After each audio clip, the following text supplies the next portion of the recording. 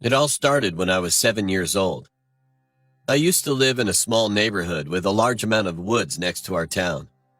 One day, my parents left me at home with my brother while they dropped my other brother off at football practice.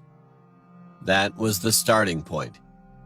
They had to stop abruptly in the middle of the road in the woods when they were driving back home. And that memory has been bothering my dad. Even now, he said.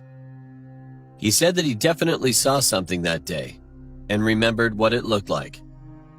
It was an extremely thin figure, around 7 to 8 feet tall. He was sure that it wasn't a bear because when it saw their car, the thing stood up on 2 legs and ran away with a strange form. It had lots of blotches on certain parts of its body, while other parts were losing hair or had none at all. And its back looked broken and poorly arched when it ran back into the woods. When my parents had warned me about it, even then, I never knew what it was. After I turned 10 years old, one day I had to stay home alone while my parents went to visit my uncle. So I invited 7 of my friends over who I'll call Bella, Riley, Max, John, Kayla, Shannon, and Penelope. We had fun playing video games, watching movies, and things like that until midnight. Then I suddenly remembered that thing my dad had seen a few years ago. "Hey, why don't we go searching for that creature?" Looking at each other, we thought it would be a fun idea to try. So we grabbed our flashlights and headed out into the woods.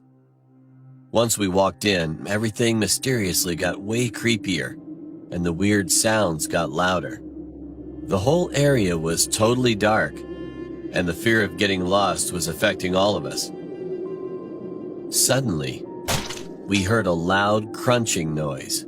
We shined the flashlight in the direction of the sound, and finally, we saw it. There were some dead carcasses of deer, and I could see that there was some other big animal. At first, I thought it might be a bear that was eating off of those carcasses. However, that's not what it was.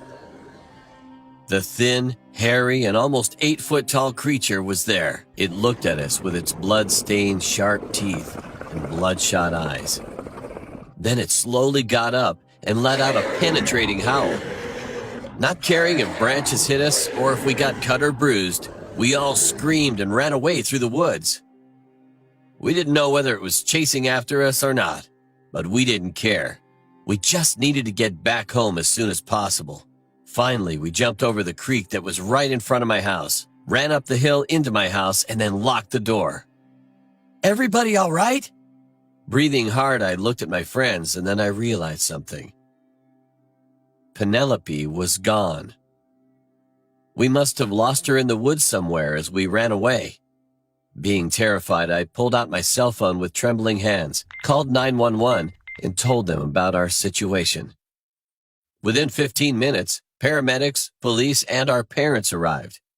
We explained again what we had seen and what happened to Penelope. The police searched the entire forest, but never found the thing or Penelope either.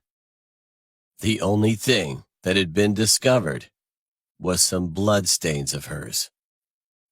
Well, I'm 12 years old now, and none of us speak about what happened that day. The search for Penelope has been going on, but I'm positive that she's dead. Not just me. We all do. I recently did research on the thing and noticed that many other people had gone missing in my woods, mostly kids, and Penelope's disappearance made her the 8th child to go missing in those woods. I now no longer go into my woods because I'm afraid that if I do, that thing will find me one day, and I will end up like Penelope.